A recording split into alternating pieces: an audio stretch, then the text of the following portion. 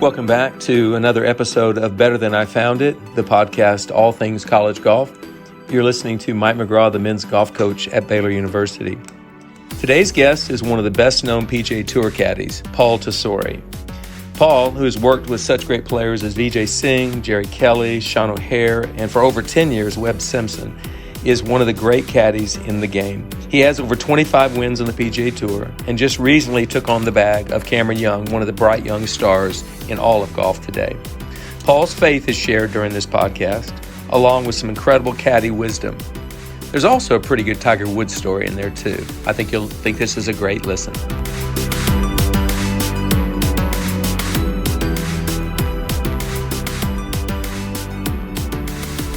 Okay, Better Than I Found It listeners, let's welcome longtime PGA Tour caddy Paul Tesori to Better Than I Found It today. Paul, it's a real pleasure to have you on today.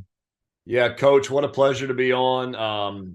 Anytime I can have a chance to speak to a legend like you, I'm going to take the opportunity and have a little fun with it. Well, I appreciate that. You're a legend too now, and you can be legends for lots of different reasons. Some of mine is in the vault, and the statute of limitations has me safe on that. I know you're probably very much the same on that as well. Absolutely. There's been a few different little segments to my life/career. So yes, there's a lot of stuff in the vault as well. Unfortunately for me, almost everyone that's still in my life, they know it all. So they remind me every now and then if my head gets a little too big. Well, we're not going to bring a whole lot of that out. Let's start with this. Most people, definitely most of my listeners, and we don't have a large group, but we have a very loyal group of listeners. Most of them know you as a professional caddy, quite frankly, for some really big names. What people really don't know is you were really a good player when you were younger, actually, in your own right. You played college golf for Buddy Alexander at Florida. You even played on the tour for a time. So I want to hear about, before we start about the caddy, I want to hear about Paul Tesori, the golfer. Yeah. I was born and raised here in North Florida. I'm in Ponte Vedra now, but just down the road at St. Augustine.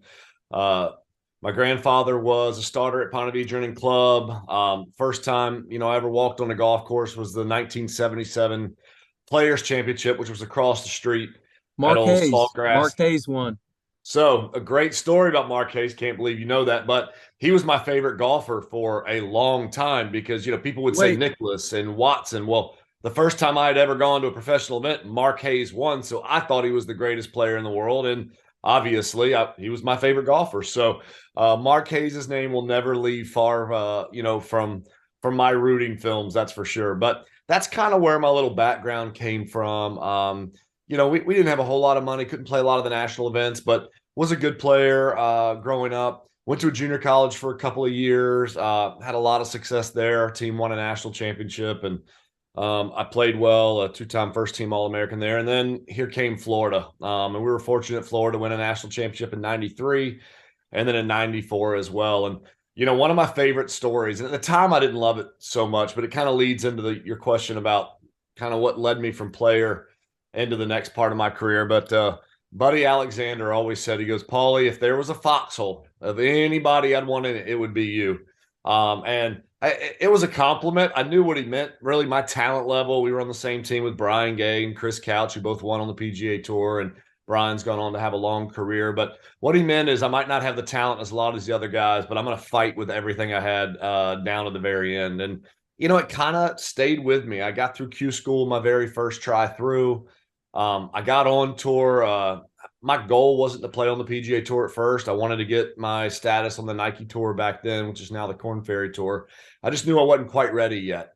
And when I got my card, I immediately thought, well, it's time to do what everybody else does. So I went out with Duval and Furyk and VJ and practiced every day, and eventually tore my rotator cuff and labrum in my left shoulder. And again, that kind of foxhole guy came through, and I just tried to play through it. And eventually my body gave out. And then once my body got healthy, the brain never came back. So my career was very short-lived. And fast forward to 2000, and that's kind of where the Paul Tesori golfer is going to leave behind, and it transfers into my next part of my career. So how did you go from being a player? I mean, what was your first opportunity as a caddy? I mean, was it with somebody famous, or was it just a mini tour player? Yeah, this is one of those reasons why I might not have been very well liked my first little stretch on tour. So my first opportunity was with VJ Singh, who at the time would have been a two-time major winner, a top 20 player in the world. So VJ and I had practiced and played a lot together. We had grown to be good friends, had a lot of dinners together, a lot of lunches together, a lot of hard conversations together.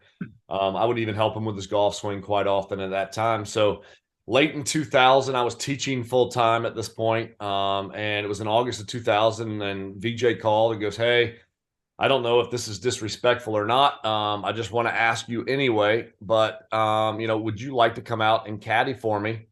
Oh, did I just lose you guys? No, you're here. You're here. Okay, all right.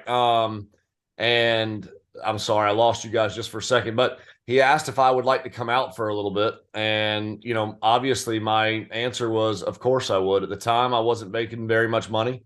And the opportunity to go work for VJ for a week or even more than that obviously was too good to pass up. So I said yes. And that was in August of 2000. My first event was in Flint, Michigan at the old Buick Classic. And we played well that week. I found something in his golf swing that he liked. So the next week he hired me as his swing coach. And it just happened to be Jack's last PGA championship at Valhalla and just happened to be paired with Tiger Woods and VJ. So my first kind of introduction to world-class golf was still to this day the biggest crowds I've ever seen in my life, the most buzz I've ever seen in my life. You're looking at Tiger, who was going for 3 in a row at the time, VJ, who had won the other major that year, being the Masters, and then Jack playing in his last PGA. And I still have such fond memories. VJ missed the cut, which, obviously stunk for him. Tiger was playing well, but Jack had to hole a wedge on the last hole to make the cut, and he almost did. Made birdie, missed the cut by 1, but I still kind of remember that this day. I was like, man, this is something I'd like to be a part of, and I knew my playing career was pretty much done at that time. And just so happened at the end of that week, VJ asked me to come work for him full time, and so voila, there we go. And that kind of has run off the next 23 years. How does anybody that now, I'm not saying this in a negative way, but it just fell right in your lap right there because of a relationship you had with VJ, which was great. But wow, what a start to caddying. It really was. I asked Vij much later on. I'm talking about years after our relationship ended, why he asked me. And it was kind of neat, his answer. He goes, "Paul," he goes, I've never seen anyone so curious and such a hard worker.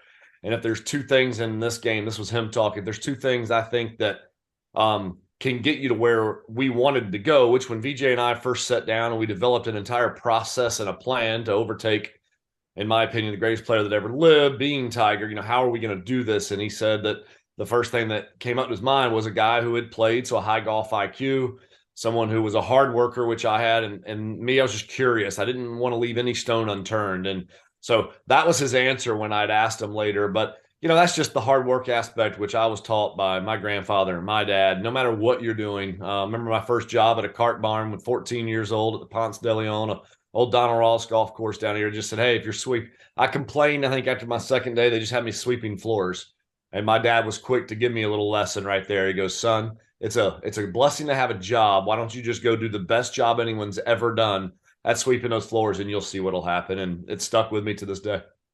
Great. I got the same lesson from my dad. It's amazing the men from that generation, and my dad passed away in 2010, but his generation, how hard work was part and parcel of who you were as a human. You didn't even question it. Absolutely. And I learned that same thing. But, speaking of hard workers, VJ has long been considered like one of the hardest workers in any sport as a professional. The man literally work. Now, those are stories I'm hearing, and I saw him at tournaments and whatever. Is any of that hyperbole? Like sometimes Ben Hogan practiced until his hands bled every day, which he really didn't, but maybe his hands bled a few times. Is it hyperbole, or was VJ that hard a worker?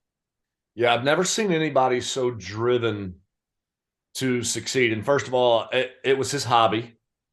It was his addiction. It was his profession. And also happened to be what he was elite at. So all of it kind of fell into one thing. I remember his wife, Adina, saying they celebrated 4 holidays every year, and you could guess what 4 of those were. That would be the Masters, the U.S. Open, the British Open, and the PGA. Those were kind of their 4 holidays. So Yes, he was the hardest worker I ever saw. Starting in 2001, I've been working for him for a few months. Again, we were starting to put together this plan to eventually try to overtake Tigers being number one in the world. And I think VJ was 13 or 14th at the time, and do all this. Well, one of the things on the plan was body. Tiger's body was stronger. He was more flexible. He was able to do things. So we set out, and Joey Diovasalvi came into the mix in January of 2001. And for the next 5 years of my relationship there, he did 2-a-day workouts every day, never missed a day. 365 days a year, he worked out once in the morning and once at night, and that never changed. In 2001, I had a total of 11 days off out of 365. In 2002, I had 12 days off out of 365. VJ took 1 day off total out of those 730 days. Is that right? 365 times 2. All right. Florida education came through for me there. Got it. But yeah, he took 1 day off, and it was, I think it was a holiday, and it rained all day. He said he never touched a club. I still doubt that was true. He used to have this old 10-pound kind of really, really heavy steel shaft with a big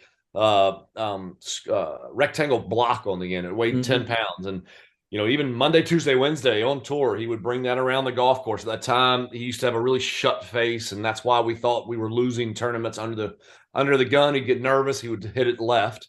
And we thought, man, if we could just, get rid of that, shut face and learn to get a little cup in that wrist. And so every day he would swing it hundreds of times a day. So when people talk about his work ethic, the worst time of my career at the time is when daylight savings would come back around. So when we would get more daylight, because he didn't really like waking up early. So, he would wake up about 7:30 every day, have coffee, go work out. But unfortunately, when there was more daylight at the end of the day, there was more work to be done. And, man, I look back now, and obviously he's the reason why I became what I've kind of become in my job. He's the reason why I've become one of the better caddies in the world. It's just because of all the kind of tools he taught me, but also that plan that him and I put together. It worked for us. And then I moved on to Jerry Kelly. It worked for him and I moved on to Sean O'Hare, a young 25-year-old. It worked for us. And then another 25-year-old later on, Webb Simpson. Now I'm on my third straight 25-year-old. I keep getting older, but the age of the players I'm going to work for seems to stay the same. But I know I'm jumping ahead, but I feel the same way. I keep getting older. These college players are all 18 to 22 every time. They never change. but so I'm glad to hear that that's not exaggeration with VJ. And I think you won 9 times in 2004 and got to number 1 in the world. So your plan sort of worked there to kind of take Tiger and push him aside for a moment. But that's amazing. I'm glad to hear that story. Best Tiger Woods story. Boom. Best one you've got that we can say on a podcast. Absolutely. So the story most people want to hear is the embarrassment of the fact that I wore a Tiger Who hat in 2000 at the President's Cup. I'm going to try to make a very long story a medium story. Kind of hard to go short. But my third event caddying as a full-time caddy for VJ, President's Cup. We get paired 4 of the 5 matches against Tiger.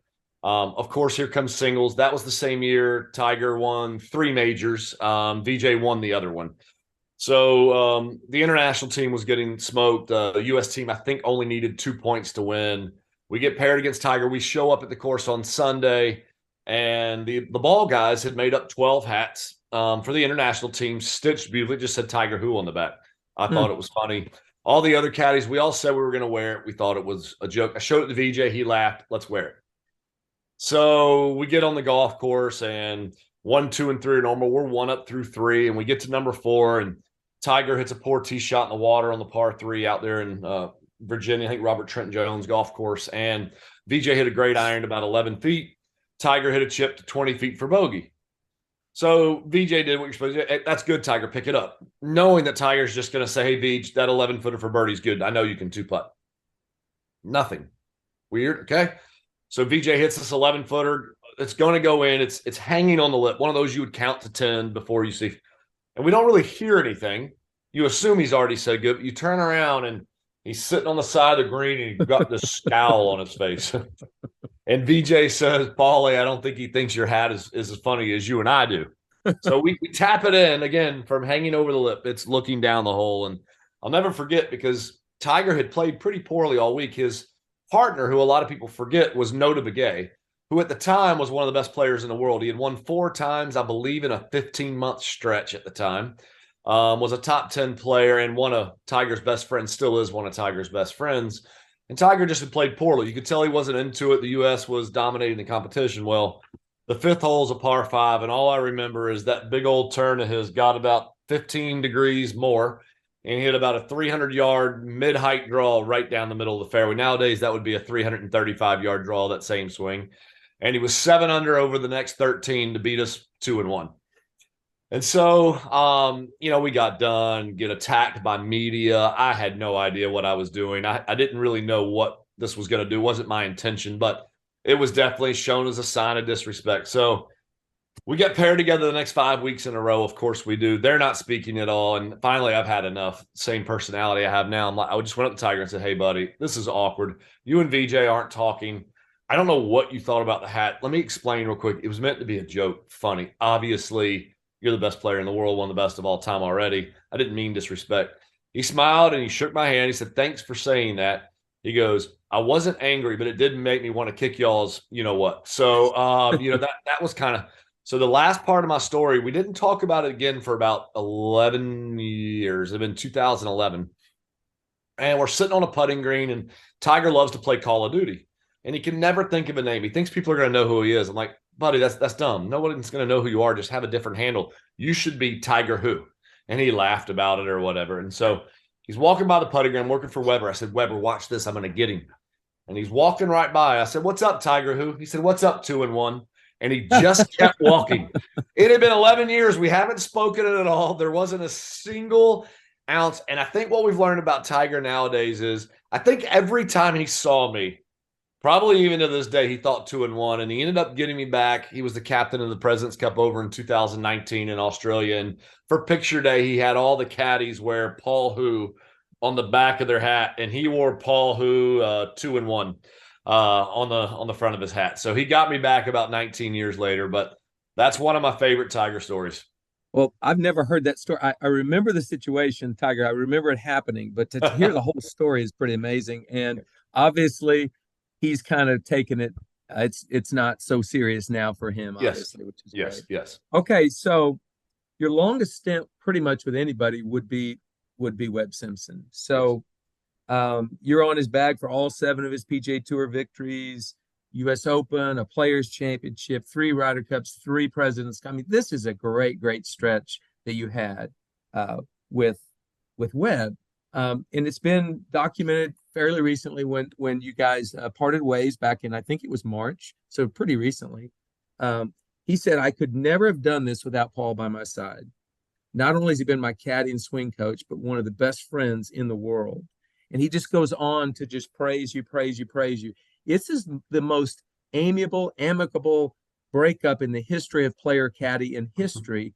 And obviously, it's mainly because he's stepping back from the game a little bit. But talk about your relationship. What made you guys so successful? Yeah, I mean, I get emotional just hearing, still hearing about it. What a dear friend and what a great human being.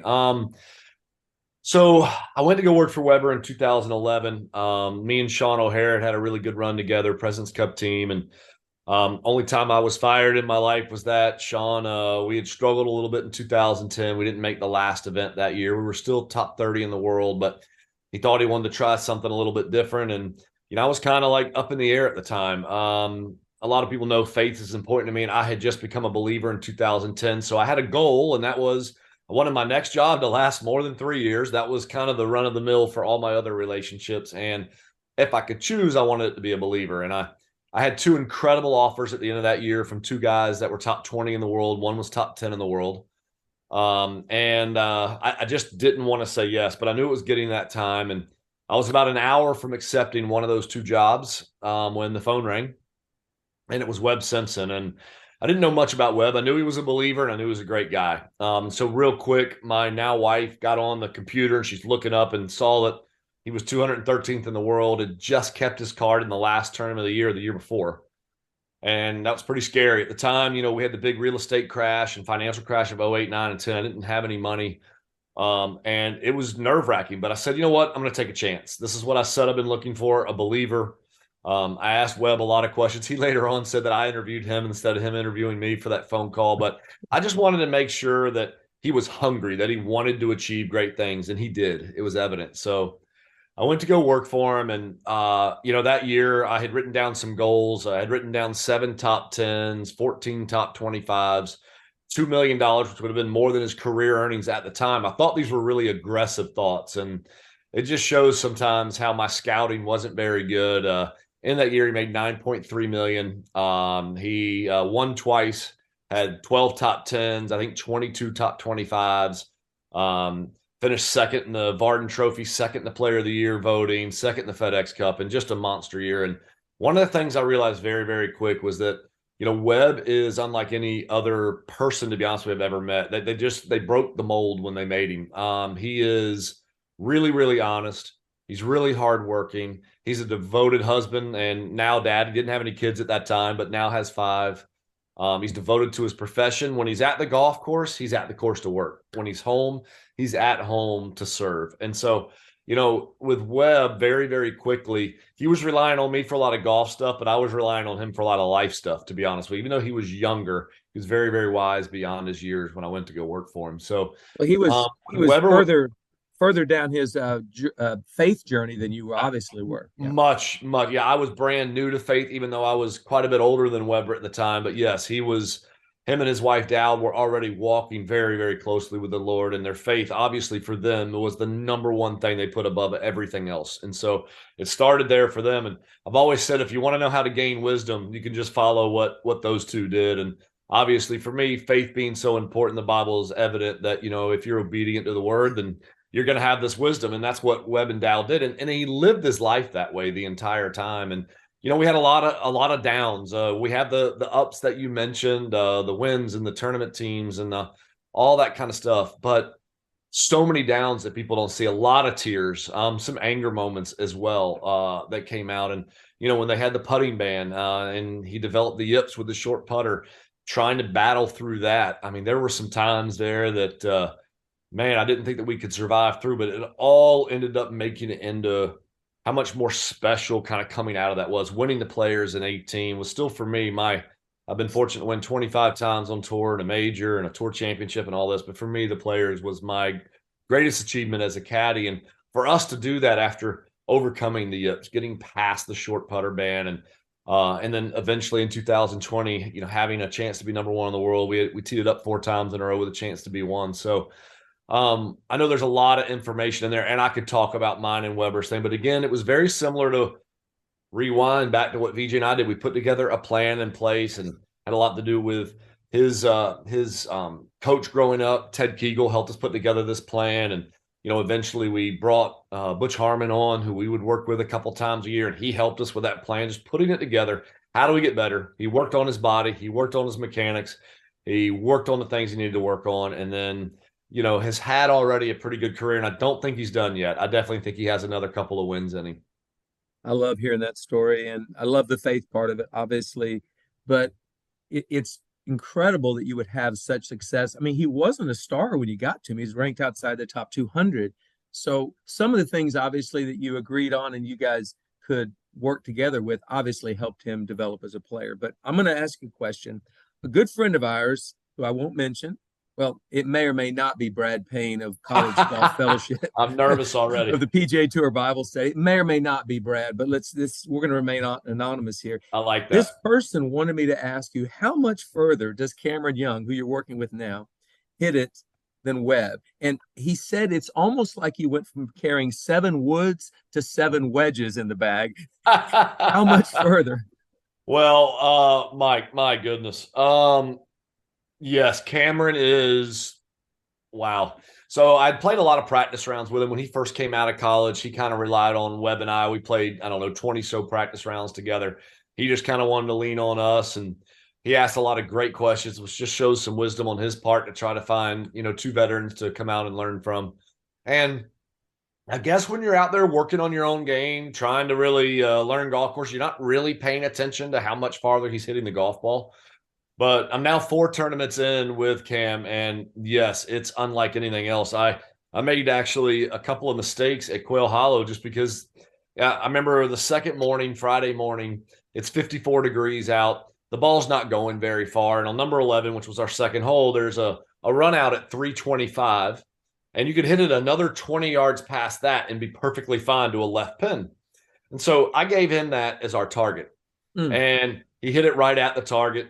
It one hop through the fairway. He goes, Paulie, I think that ran through. Like, that's fine. We got 345 until there's any trouble. Well, we get down there, the ball had gone 352, completely blocked out, no shot at all. He's angry, and I get why he's angry. He hit it where I told him to hit it, and of course he hit it, and we're walking down there. I'm like, listen, buddy, you can get rid of your anger. That's just from the last 22 years of my career, understanding that at 54 degrees, no one flies the ball 320 yards, and it definitely doesn't go 350, and we laugh. But yeah, the answer to your question, it's Weber's gotten a lot longer, but he's still a solid, I'd say 30 yards longer than him. And he still has that little extra gear. I think one of the things Cam and I are going to work on is, how can we hit kind of that fairway finder? I think that's the next part of Cam's career kind of involvement is going to be the fairway finder type of shot. He's kind of got one gear with that driver. And so we're going to work on trying to get that maybe second or even third gear coming up. I was talking with Randy Smith a while back, and he was talking to how he's worked with Scotty since he was a little bit boy.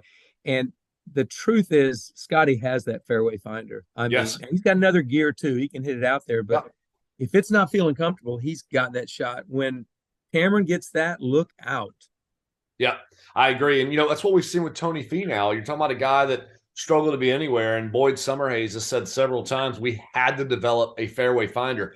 And what happened is it actually just became Tony's go-to shot because he was so long, he doesn't hit the other one. He might hit the other one once a week at the most.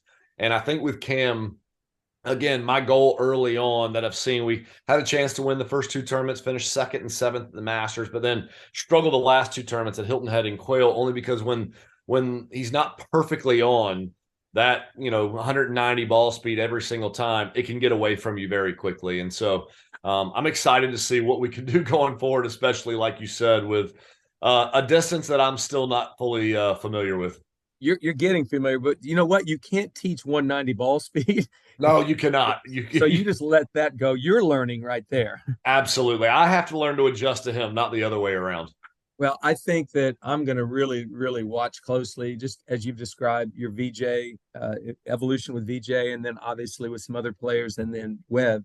It'll be fun to watch and see how well Cam does. Thank you. I'm looking forward to it as well. Yeah, absolutely. So let's talk about something that most people don't think about, and that is caddies are professionals. Now, when I was growing up and watching Angelo Argia caddying for Nicholas or Herman caddying for Lee Trevino or whatever, you didn't think of them so much as professionals back then. And obviously the knockabout caddy was bouncing around from town to town, staying with 7 or 8 guys in the same hotel room, whatever, probably loved to drink a lot of alcohol. Caddies are different now. And more often than not, it's becoming a guy like you with a high golf IQ. And you mentioned golf IQ earlier. It was one of my questions here. It's like, Ted Scott went to work for Scotty because of Scotty wanted a guy with a high golf IQ. So why is that so important? How big an advantage is it for a player? Yeah, I think, first of all, the first part of your question is kind of the evolution of the profession. And I think no matter where you are, if you're on Wall Street or if you're coaching one of the best college programs in the country in golf or in football or in anything you are, the more money that's in something, the more expertise is going to be needed, the more IQ is going to be needed, and obviously it's going to push the envelope on the talent level that's going to be in that pool because a lot of people are fighting for a very few amount of jobs. And so there's definitely been a dramatic change from when I started in 2000 to now 2023 because of how much money is in the game. Pretty much for the most part now. I used to be one of the best 3 players as far as caddy goes on the tour, and now there's probably 2 dozen. I'm a +5, and I think there's probably another. I would venture to say 2 dozen guys, probably 20 to 25 guys are a +4 or better that are out there now. Almost all these guys have either played professionally or played high-level college golf. What you're seeing now, and again, one of the biggest differences in the old days, we had to do so much more coursework to get ready to go play. Our technology was nowhere near as deep. Our yardage books had nowhere near the amount of information. We used to have to go laser everything from tee to green and then go do the green work, where, now we have these books that we pay $110 a week They have pictures in our book. They have run outs to a bunch of different areas. They've got sprinkler heads to front left, and back right. We've got numbers everywhere. And so what it starts to come down to now, when you take a little bit of the work ethic out, is now it's going to take a different type of work ethic. It's going to take a guy that can understand a golf swing. It's going to take a guy that can really be more of a psychologist on the golf course. It's going to take a guy that understands ball flight laws. It's going to take a guy to understand there's probably 5 different types of jumpers that can come out of the rough. You know, we're in Bermuda. This is going to be the high jump goer. It's going to be the high dive bomber. Which one's going to come out? Understand your player. What does he need right now? Obviously, for me, what Webb Simpson needed and what Cameron Young needed are very, very different. And so the ability to kind of be a little bit like a chameleon and move on. But I think there's been so many changes because of the amount of money. You mentioned one of my dear friends, Teddy Scott, and I've always thought Teddy was one of the best in the world because of his personality, high golf IQ. Obviously, one of those guys that would fall in that +4 or better categories. He still teaches for a living as well when he's home because he loves to help people get better. But he's got that other knack that I sometimes still don't have. And Teddy can make anyone laugh at any time. I think you could run off a 4-putt double bogey and going down the next hole, and he could pull something out of the middle of nowhere and just make you laugh, even though there was no desire to do that in the moment. And, you know, it's just guys nowadays realize how much money we can make doing our job. And there's nothing that we're going to do. I learned, you know, Aim Point Express for the main reason of knowing that I saw other caddies doing it that I thought I had a leg on, so to say. And I thought they were outperforming me because of their ability to understand what their feet were reading and the percentages that they were doing. So I dove in full time. I spent 200 hours on it working with a friend of mine here locally that is master certified in it. But these are all things you have to do now in order to continue to get better, to push your player to get better. Number one, for job security, but also number two, obviously, the better your player plays, the more money you make. So the more money you make, and you described it perfectly. You are a professional. You are an amateur sports psychologist. Even you were a swing coach. Yeah. I know he would see Butch a couple of times a year, but Webb looked to you for swing instruction. So I'm going to ask a question there because this will help college golf coaches. So if you're a college coach that knows a lot about the golf swing, how much is too much? What should be said? When to say it? It's like the most delicate balance of all time. How often would you talk to Webb about his golf swing during tournament stretches? What a fantastic question. And I don't think there's a cookie cutter answer. I think it is so personality based to go forward. Go through my college team. We had a Guy Hill, who was an All-American, a great player, and he was a Ledbetter disciple. So he would have loved to have talked to you about golf swing for hours and hours. And I think you could tell him anything at any time, he'd be ready to go. But then you would have had Brian Gay on the same team, or Chris Couch, or myself. If you would have tried to start talking about wrist angles and the position at the top of the swing, you would have lost us right away. So I think so much of that is based on personality. And my example would be, you know, currently right now I'm working for Cameron Young, if something doesn't feel right and he finds something 5 minutes before he goes to the golf course, you know, if you showed video and he was getting a little across the line, he did this at Hilton Head. He went on the first tee and he was routining here and then a little, you know, kind of rotation of the forearms. And he did it all day purposefully on every shot that he hit on the golf course. And he had just felt it 5 minutes before. Weber, on the other hand, has zero swing thoughts on the golf course, zero. And so you have to be very, very careful with Weber, kind of what you would bring up. I could talk about rhythm with Webb. Hey, buddy, rhythm's getting really fast. And we know with him, when he does that, it gets rolled in, it gets up, gets cupped. The ball can go both ways. So, hey, buddy, will you do me a favor? Can you walk a little slower with me?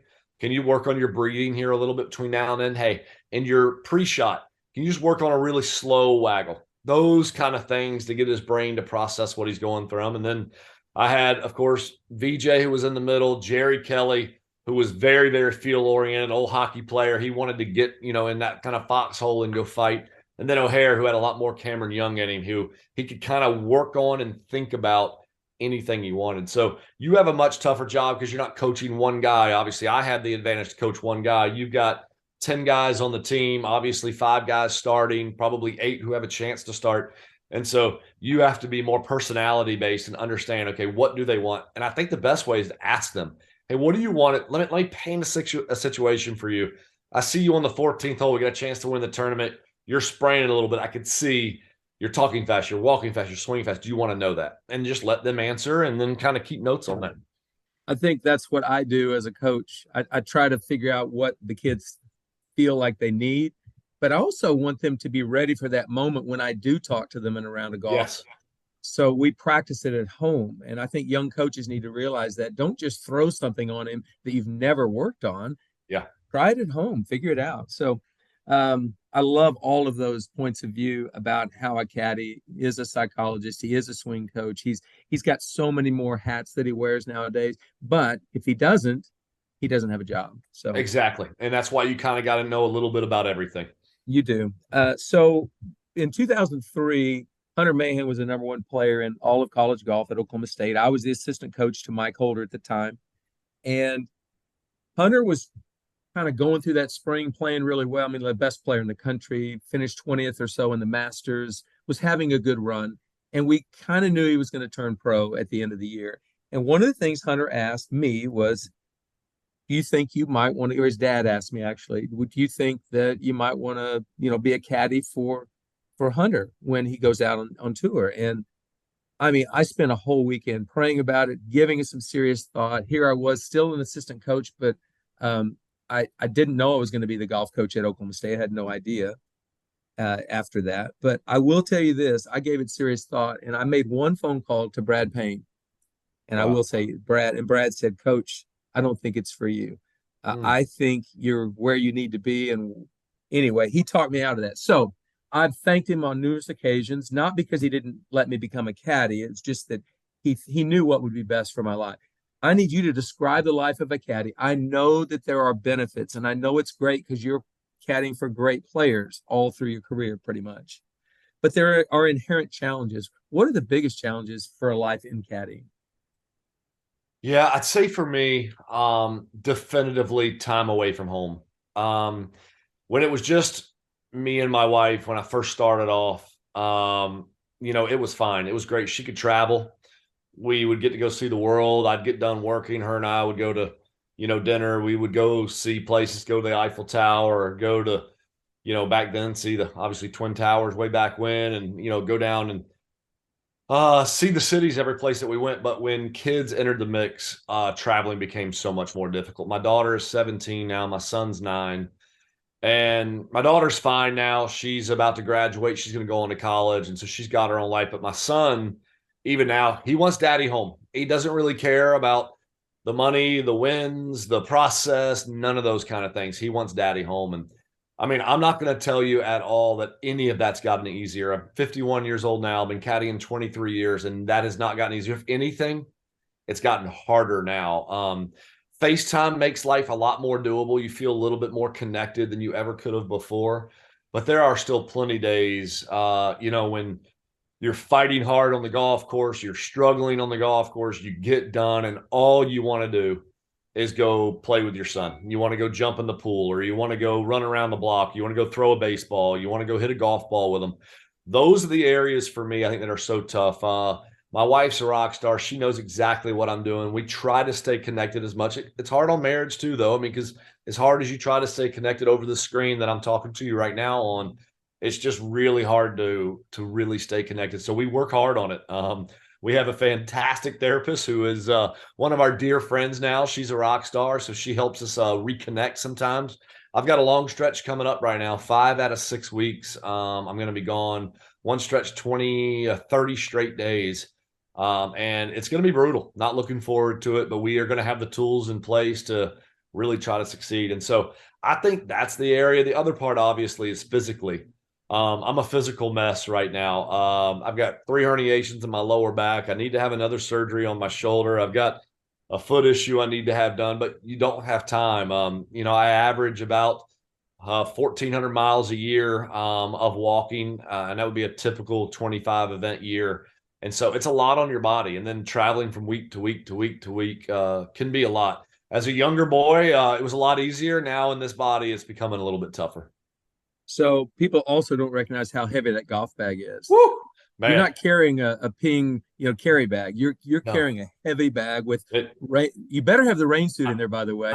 I have a good story about that. So my back has been really, really bad recently. I thought I was gonna have 3 weeks off after the tournament in Tampa, but that's when Webb and I decided to move on. I went to go work for Cameron. Well, I jumped straight out of that, which was 6 out of 7 into 4 out of 5 with Cam. So I ended up doing 10 out of 12. And so my back was just rinsed. I could barely move. I was toughing it out. And I showed up on Saturday at Hilton Head, and Cameron had switched bags. He had called his sponsors, he called Titleist, and he went to a carry bag. And Coach, I've never felt anything that relieving in my entire life. Twice during the first round I used it, which was on Saturday. I didn't know the bag was on my shoulder. He said, Paulie, can I grab an 8-iron? I said, yeah, go. Oh, sorry. I had to take it off my back because I didn't realize it was back there. But yeah, a tour bag in sunny days, only about 44 pounds. Obviously, if there's a chance of rain or anything else, that's going to be up to around 50 pounds. And it can get a little bit brutal. I try to stay in the gym as much as possible, but that compression makes sure that these shoulders aren't very built up. So it's a constant battle. I always say that when you're making birdies, it's amazing how much lighter that bag is. It is. I mean, and college golfers feel the same, that their coach isn't so repulsive if they've just made 3 birdies in a row. I'm not such a bad guy after all. Everybody wants you to have a good attitude. Birdies helps that attitude unbelievably. Every time. So essentially the hardest thing for you though isn't the physical, it's being away from family. And I think that would be the same for every caddy. If you've got a family at home, you're traveling. So yes. That's a rough life. So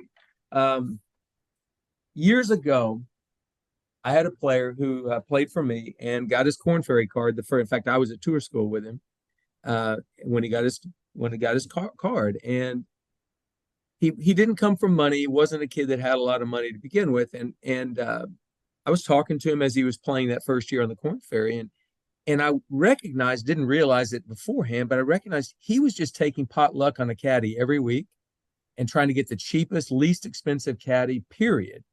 And my advice to him was, I don't think you can leave that on the table. You need to find somebody that's going to help you save shots. Why is it so important? Why is it worth the money to get a really good caddy as opposed to taking potluck like he did? Yeah, I think the only way you can really succeed if you are either, number one, someone who's just so freakishly talented. You mentioned Hunter Mahan, which the year you're talking about when Hunter finished, I guess, top 25, maybe even 20th at the Masters and Amateur, VJ never stopped to watch anybody hit balls. He stopped and watched that young Hunter Mahan hit balls, and he goes, Paulie, I don't know who that kid is, but he's going to make a lot of money and win a lot of golf tournaments out here. He just had such a perfect golf swing and the right demeanor. If you're a guy like Hunter, he would have been fine early on, obviously, kind of doing his own thing, bringing buddies out, doing that. The problem is it's who you're trying to beat. And you're trying to beat guys that not only are as good at you, most likely are even better than you are. And they have already relied on somebody who knows their game, who knows their mind. The next part's just as important. Who knows their heart is a big, big deal. And who knows all of their tendencies. And so, the young man you're talking about, that was me. I had no money. I didn't really grow up money. I got my tour card. I just had to have buddies come work for me because I couldn't afford to pay them. Back then, my ping deal was for $10,000. It's a lot more money now, but couldn't really afford to pay any more money. So I was behind the 8 ball. But I'd say the 2 biggest reasons why you'd want somebody and maybe can afford somebody. Number one is you got to have someone else to walk there with you because you are nowhere near as calm and as in control as you think you are. The game of golf is not about control. It's about consistency. It's about dealing with consequences of bad shots. We already know, no matter what you do, that something's going to come against you every round of golf. The 59s that have been shot, the 158 that have been shot on the PGA Tour, adversity came at them at some point during that round, and they were able to get over that. And so when you have somebody with you, number one, a bad break, just to be able to look at a guy and go, man, that's an awful break. Yeah, buddy, that was an awful break. Come on, man. Let's hit the shot. Even something as small as that. But the next part is you're off to a rough start, and a guy can look at you and go, hey, bud, you're fast. You're talking fast. You're swinging. Slow down for me. Slow. Or just what I was able to do the last round, the players for a guy like Webb was I didn't talk about golf at all. I had written down a whole sheet of stuff to talk about that last day because I knew with the 7-shot lead, there was going to be a lot of time where the brain would start running. And so, I took a stance on the NBA finals. I didn't even care about it. I just took a stance on it, and we had great conversation. So I would say it's really, really hard when you don't have money and you're trying to figure this out. Find someone that you know. Find someone that doesn't mind putting some work in. Y'all can stay together on the road. That helps with loneliness. It helps with other issues as well. And then the other thing, it's also just nice to have somebody who knows you. And I mentioned knowing your heart. because sometimes there's things going on that people from the outside don't know. But if you actually know someone, Brad Payne gave you probably the best piece of advice you've had in your professional career. But if you would have asked someone else, if you would have asked me, I'd have said, buddy, go caddy. This kid's going to make a ton of money. He's going to make a lot of Ryder Cups and President's Cups, which he did. But Brad, knowing your heart, gave you a decision that, you couldn't have known. Only someone who knew your heart knew that was what was going to be best for you. And that's what a caddy can do for you. Wow, great answer. I mean, that's exactly what I wanted to hear right there, and exactly what I want young players to hear. You obviously are a caddy with a reputation. I mean, people know about you, but there's also going to be some caddies that are really good that don't have that reputation yet, sort of like maybe when you were young. So if you're going to give advice to a young professional, Cameron had a little advantage there. He had the Wake Forest connection, Webb Simpson, it was a little bit different. But if you're giving advice to a young professional about how to interview and how to get information, who would be the best caddy for me, what would you say the advice would be for that young pro? Man, that's really, really good. I would tell him, number one, you need to write down. I would get together probably your closest friend and your family who know you the best and just say, hey, I want you guys to talk about my personality a little bit. What do you think I would need the most?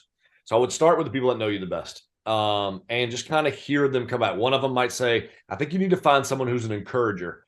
But you might also have somebody who would say, I'll never forget this, but Pat Perez said, Paulie, he goes, I would fire you before the week was out because you're way too positive for me and it would make me angry. So Pat Perez needs somebody who can kind of let him be angry, who can complain a little bit with him, who can kind of ride that storm a little bit. So I think you got to know your personality. And then the first thing you have to look for is someone who matches your personality. Find personality first. And then next find, golf IQ, work ethic. Those would be kind of my little things to go through. I don't think it needs to really be rocket science. Again, especially because how far technology is coming in our game, that a lot of the little idiosyncrasies has gone away. And then if you do find that you need to seek out an experienced caddy and or player and play practice rounds with them, or just jump on Zoom calls with them, ask a ton of questions. I'll probably have a dozen caddies every year that'll call me, that'll have just an hour conversation. Paul, can you help me here? What do you do in these situations? How do you try to do that? And my answer is kind of like you with your team. It depends on their player. I've had, probably 20 players call me in the last 5 years and ask me similar questions that you just asked me. Hey, I'm struggling with my guy right now. How do I need to communicate this? As a player, I always say over communicate is going to win out. And as a caddy, I think really taking your personality traits and putting them down and saying, hey, pro, hey, player, what do you want from me? And then, man, find situations. If you play one week and you finish 12th and something happened on the 13th hole, ask them about that. Weber wanted to hear about negatives. Weber wanted you to stand on 14 at Harbor Town and say, hey, buddy, obviously we know we don't want to miss it right. So right now you want to smooth that 6-iron in there. I don't like that. A little cut 6-iron has a tendency to miss right. Let's just hit your draw. Let's aim at the right bulkhead and let's trust it and just hit it. Whereas Cameron does not want to hear about the negatives. Most players don't. So with Cameron, you just be like, hey, buddy, I like the firm 7. Let's just hit it left side of the green. So your brain is thinking the same thing. I don't want it to go right. But the way you communicate is different. So again, back to kind of that one thing. You just need to find what personality fits. Start with that. And then allow IQ and work ethic to come next. Great advice. Longtime adage, show up, keep up, shut up. Is that still real in caddying? Or no, those days are gone for sure. I'll tell you this, though. Showing up and keeping up are definitely still the two big ones. But we've seen, because of all the verbiage Tiger and Stevie used to have, all the verbiage Bones and Phil used to have, the game has definitely changed in a lot of different ways. There's a lot more communication. Now, I also believe, because of the depth of knowledge, again, of the caddies, a lot of great friends go to work for their professionals that have high golf IQs. We saw what happened with Joe Scover and Ricky Fowler for so long. Just now, Wyndham Clark and his caddy, John Ellis, who played professional golf for a long time. I'm missing a bunch in here. I could go on and on, but so many now. We're seeing it with Xander and his caddy. I can't believe the name's escaping me right now. Anyway, but they're great friends, and he's become one of the best caddies in the game because he knows his player. He's a hard worker with a high golf IQ. If you know those three things, you're going to be successful as a caddy. And then if you are a caddy who hasn't quite found that player yet, because no matter how good of a job I do, it comes down to my player play. One of the best jobs I ever did caddying in my life was Jerry Kelly, 2004, Whistling Straits. I think it was 2004 PGA. He was 9th in the Ryder Cup standings. If you finish 9th or 10th, you qualify. I did an incredible job. My green reads were great. I spent 15 hours on the golf course and we missed the cut by 7. That just shows you that it really doesn't matter. And I remember one of the worst jobs I did was the Tour Championship when VJ won by 3. VJ and I were not getting along at all. We barely spoke, but he won by 3 that week. So it's not always about that, but I would say stay patient, keep meeting people. The more people you meet, the more opportunities you'll have. You know, you've literally opened my eyes to more than I thought you would. I mean, this is better than I thought, seriously. But I look back on it and times have really changed. Ben Hogan, when he played at Carnoustie in 1953, had a caddy, and the only interaction they had all week long, Hogan had some candies for energy in his bag, and the caddy was eating all of them. And it just really upset Ben Hogan and said, do not eat those candies anymore. But there was no talk about, did he help Ben Hogan? There was none of that. So I think it's amazing that the caddy is so important to he's part of the team, and he has to be part of the team nowadays in professional golf. Yeah. So you've opened my eyes to a few things, which is great. Exactly what I wanted to hear. I want to talk about 2 more things before we finish. We talked about Brad Payne earlier, obviously one of the pioneers with College Golf Fellowship, a great, great ministry in college golf that I've been a part of forever. You started a caddy retreat through College Golf Fellowship. Tell me about that, and how has that been for you? Wow. Well, thank you for asking. So College Golf Fellowship, for people that don't know about them, please go look them up. It's my favorite organization in the world, and that includes my own foundation. I just love everything that they do. And it's also been one of the biggest changes I've seen. When I first came out in 2000, there weren't very many believers on the PGA Tour. And I actually thought as the tour got younger, which it has, that we wouldn't see as many believers, and the opposite has happened. A lot of young believers, Scotty Scheffler, Sam Burns, Webb Simpson, I could keep going down the list, Scott Stallings, and so many more. We got Davis Thompson now who just came out. But all of these young believers who they love the Lord, they walk their faith every day, but they can still be successful as well.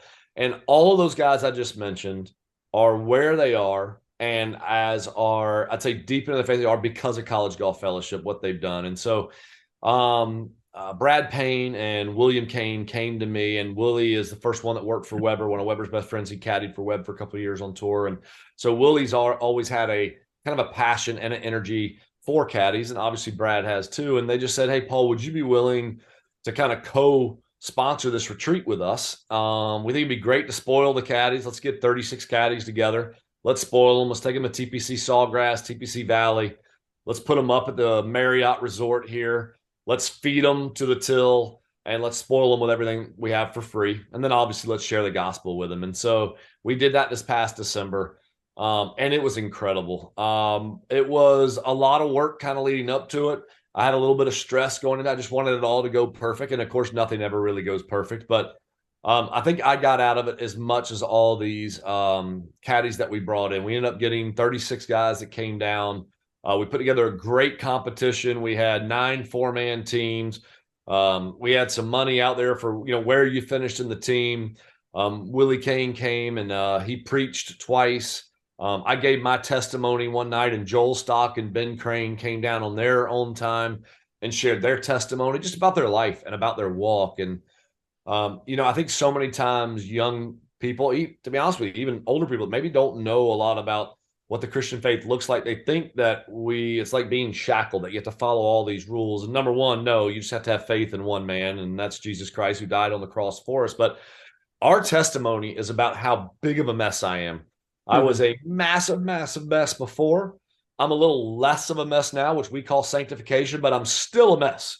I still make mistakes daily. I still have to ask my wife for forgiveness daily for not being patient enough, for my kids. But what we're trying to do is just share with them the greatest news of all time. And what College Golf Fellowship does, what Brad Payne's meant to my life, I still think the success of my marriage has a lot to do with Brad.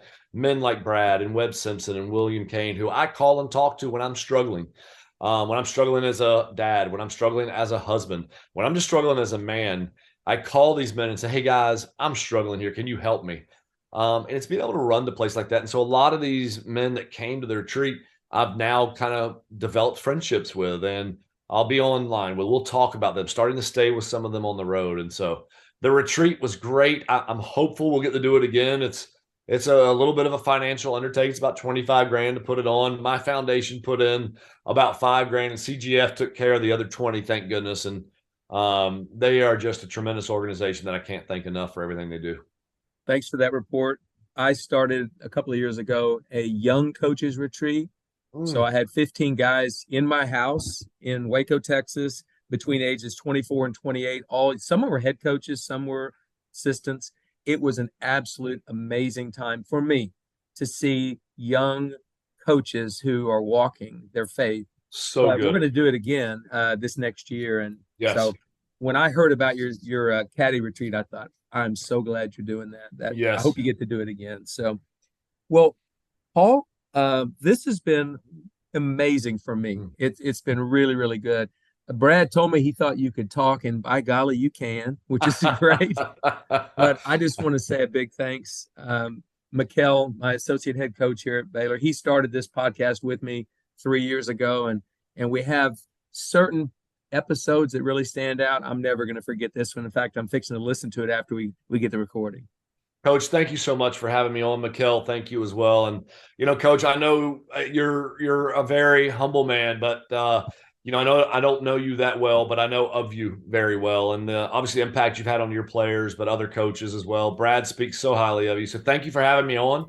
Thank you for letting me geek out about golf for a little while. I think the bad thing is I think you and I could go on for probably way too long for anyone else to listen to. But anytime you'd like to have me on, I enjoyed it, and maybe we could have a chance to do it again. Well, when you win a major with Cam, I'll have you on the next off week you have. Let's do that. That's done. It's in. We can write that one in stone. That's a guarantee. Thanks again, Paul. Best of luck on this next stretch. Thanks, Coach. See you.